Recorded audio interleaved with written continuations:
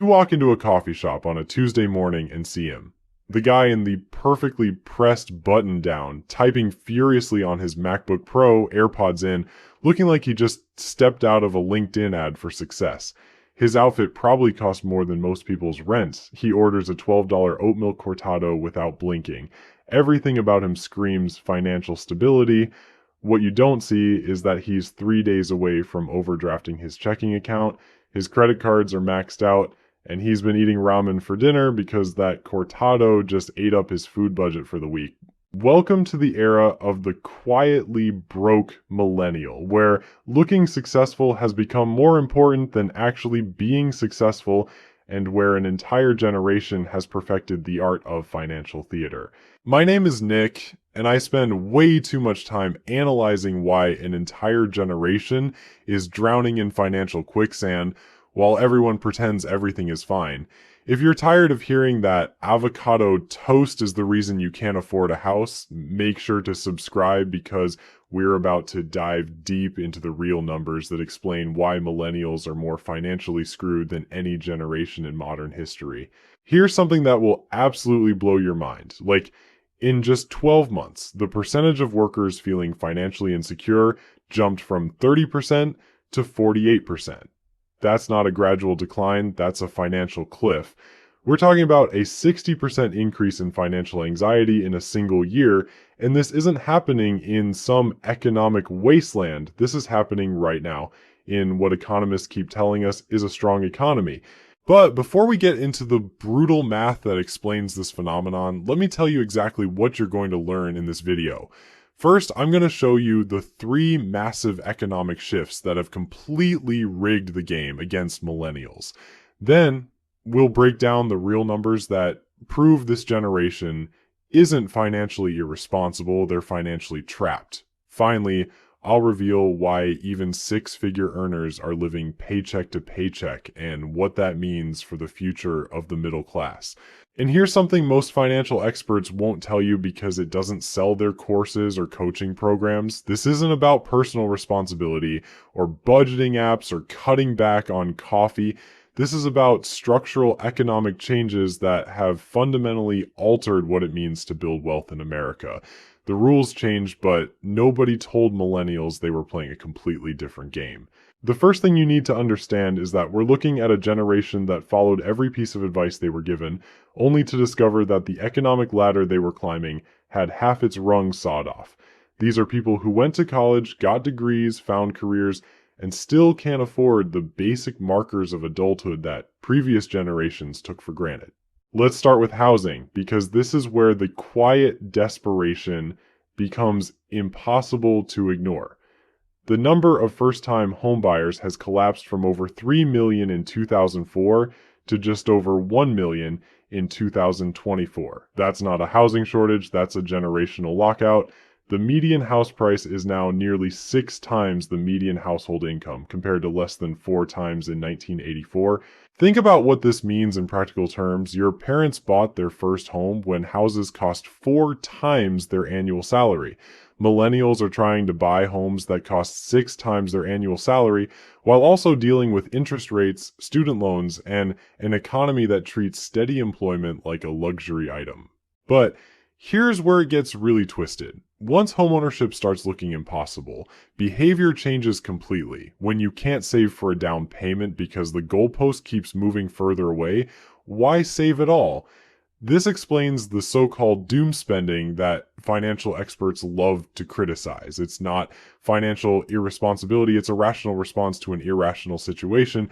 The psychological research backs this up perfectly. When people lose hope in achieving major financial goals, they shift their spending patterns toward immediate gratification.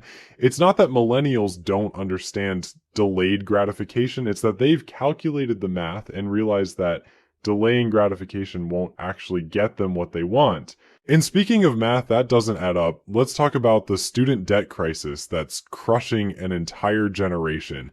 Nearly 19 million millennials are carrying student loan debt, with an average balance of over $40,000. But The real damage isn't just the monthly payments, it's how that debt delays every other financial milestone.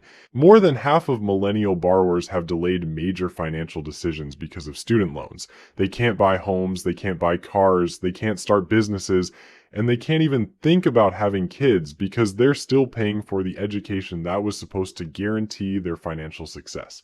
Nearly 60% say they experience stress and anxiety related to their student debt, and over half say they wouldn't have taken on that much debt if they could do it over again. But here's the really messed up part. This debt was supposed to be an investment in their future earning potential. Instead, it's become a financial anchor that drags down their entire adult life. The education system essentially sold them a product that doesn't deliver what it promised, then stuck them with the bill anyway. The employment landscape has shifted in ways that make traditional financial planning nearly impossible. The gig economy promised flexibility and opportunity, but delivered income instability and benefit insecurity. Nearly 3/4 of younger workers now earn their income through non-salary arrangements. That means hourly wages, contract work, gig platforms, and commission-based pay. This isn't just about job satisfaction or work-life balance. This is about fundamental financial security. When your income fluctuates wildly from month to month, how do you budget for a mortgage payment? When you don't have employer-sponsored health insurance or retirement benefits, how do you plan for the future? When 80% of gig workers struggle with unexpected $1,000 expenses, how do you build an emergency fund?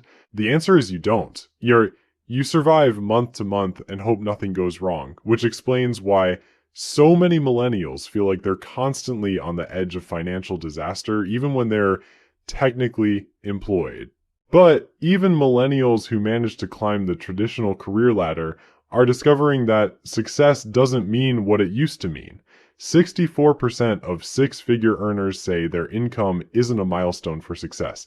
It's the bare minimum for staying afloat. Think about that for a second. People earning over $100,000 a year are describing themselves as barely getting by.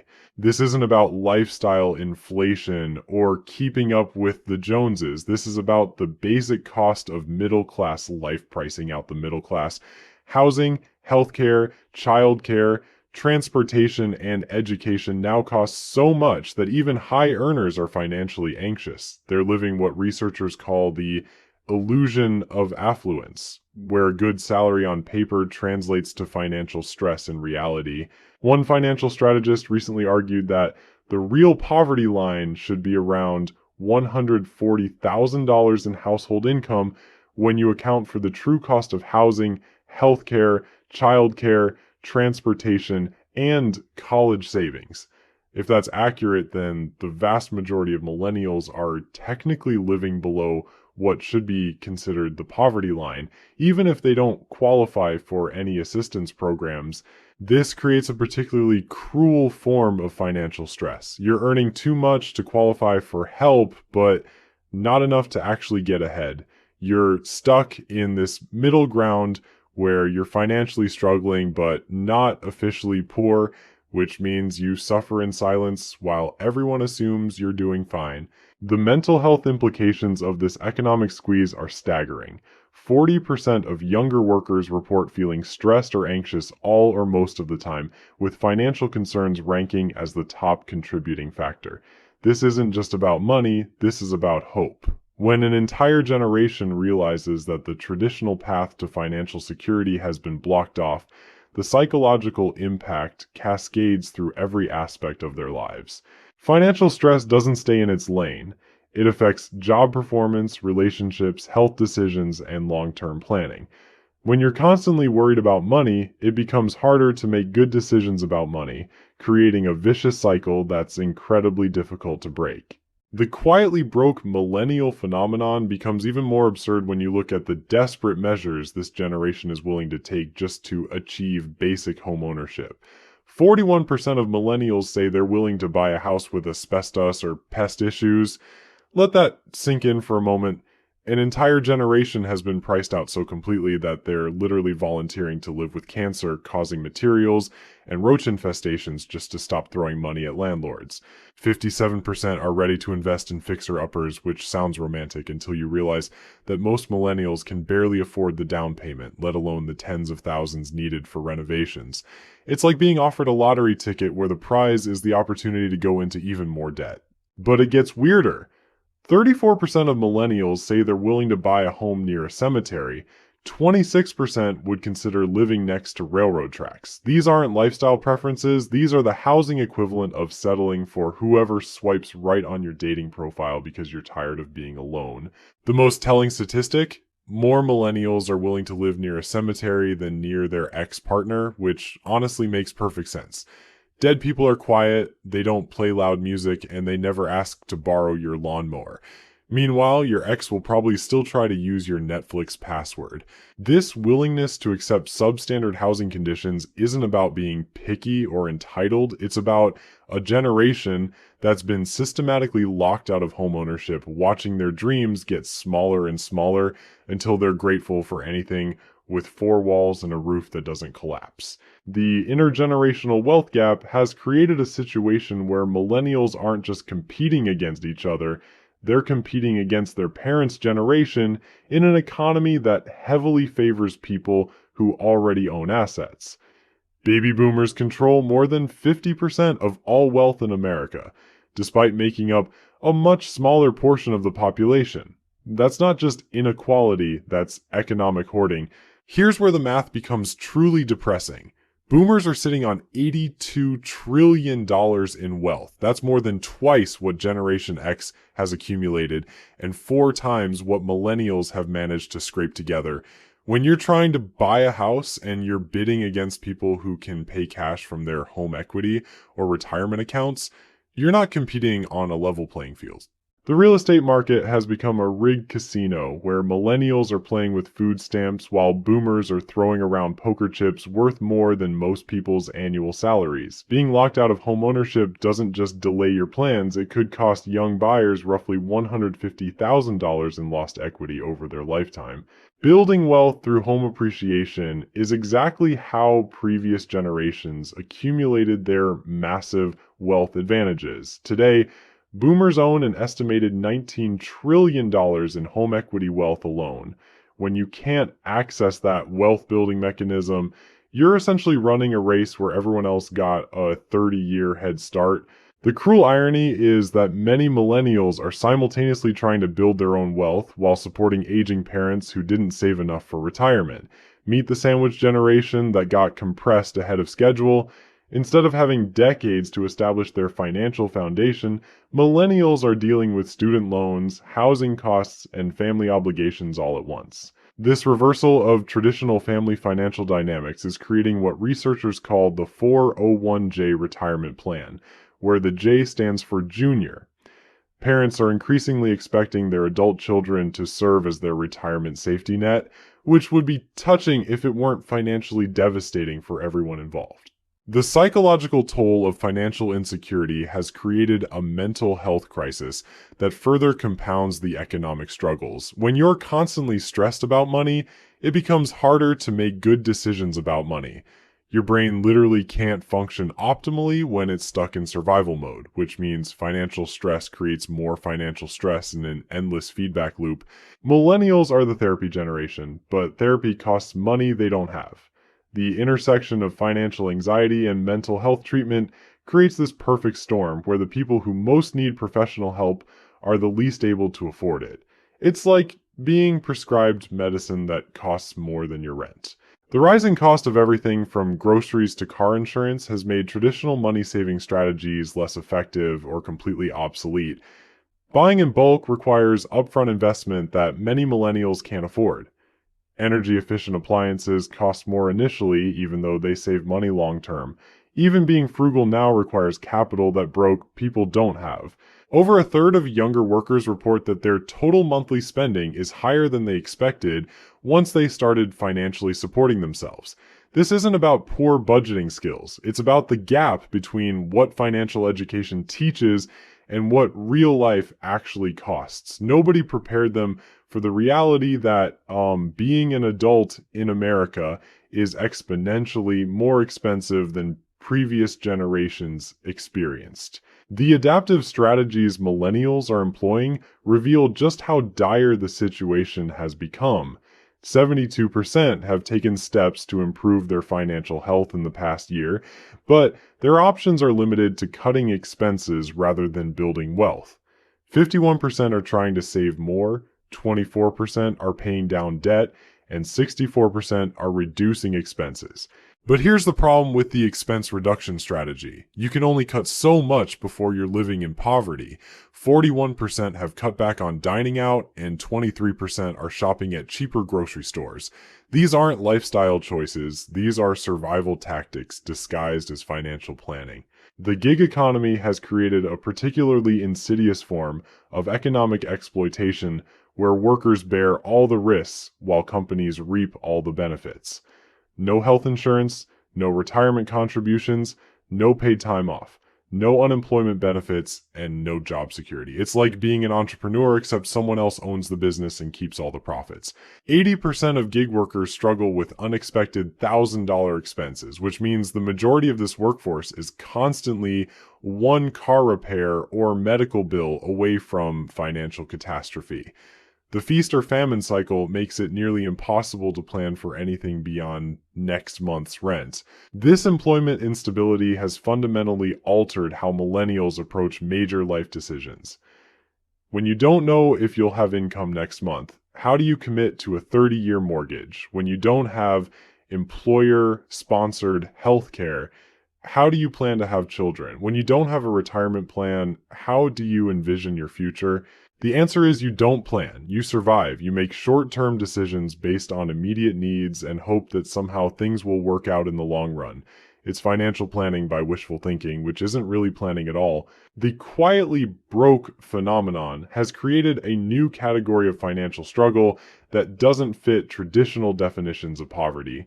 These are people who appear successful on paper, but are drowning financially in reality.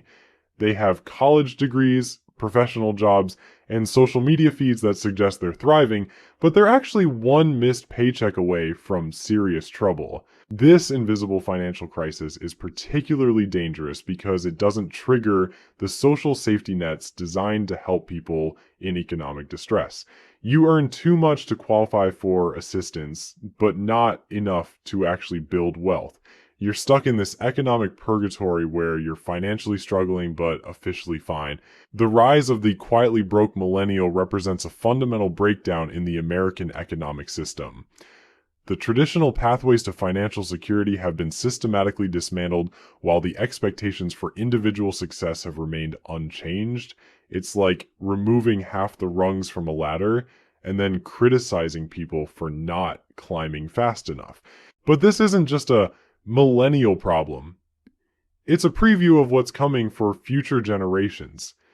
Generation Z is facing even worse economic conditions with higher education costs, more expensive housing, and less job security. The quietly broke phenomenon isn't an anomaly, it's the new normal. What makes this situation even more infuriating is how the financial advice industry continues to gaslight an entire generation with solutions that worked when dinosaurs roamed the earth.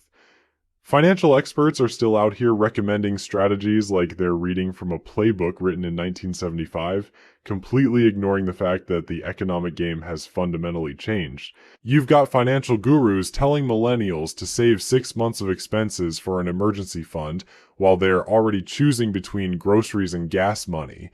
It's like telling someone who's drowning that they should really consider taking swimming lessons. The advice isn't wrong, it's just completely disconnected from reality.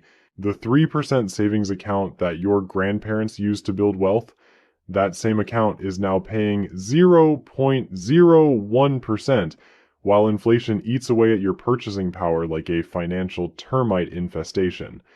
The stock market that previous generations could rely on for steady growth, now it's more volatile than a reality TV show, swinging wildly based on whatever billionaire tweets something controversial at 3 in the morning. Traditional retirement planning has become an exercise in fantasy football. Financial advisors are still telling people to save 15% of their income for retirement, while those same people are spending 40% of their income just on housing. The math doesn't work, but nobody wants to admit that the entire system has broken down. Here's what really happened, and this is the part that should make you absolutely furious. Like, the cost of everything that matters for long-term wealth building has skyrocketed while wages have remained relatively stagnant. But instead of acknowledging this economic reality, society has decided to blame millennials for not being financially responsible enough. It's the perfect crime, really. Jack up the prices of housing, education, and healthcare to levels that are mathematically impossible for most people to afford, then criticize those people for not being able to afford them. It's like charging $100 for a hamburger and then writing articles about how young people are too entitled to appreciate fine dining. The quietly broke millennial isn't just struggling with current expenses, they're also dealing with the complete collapse of future financial security. Social Security is projected to run out of money right around the time millennials are supposed to retire, which is convenient timing for a generation that already can't afford to save for retirement anyway. So there you have it. The rise of the quietly broke millennial isn't a personal failure. It's a systemic breakdown disguised as individual responsibility. The economic rules changed without warning, and an entire generation is paying the price while being told it's their own fault. If you found this eye-opening, make sure to hit that subscribe button and check out my video on why even high earners are living paycheck to paycheck, because this rabbit hole goes deeper than you think.